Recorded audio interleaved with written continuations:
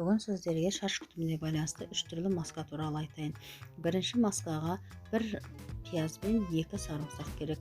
Оларды майда үккіштен жақсылап өткізіп, шыққан қоспаны бас терісіне жағып, 1 сағатқа көлеңкеге орап қоямыз. 1 сағаттан кейін жылы сумен шайып тастаймыз.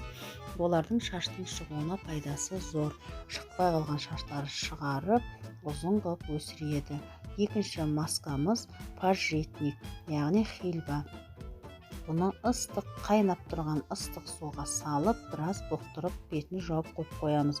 Шыққан шай секілді сұйықтықпен шашымызды жуып, 1 сағатқа қойып қоямыз. Шашымыз нәрленіп, әртүрлі витаминдермен толығады. Бұл да шаштың өсуіне ықпалы зор. Енді бұдан шыққан суды банкіге құйып қойсаңыздар болады. Бұл сұйықтықты ішсеңіз асқазаныңызға да тигізер пайдасы мол.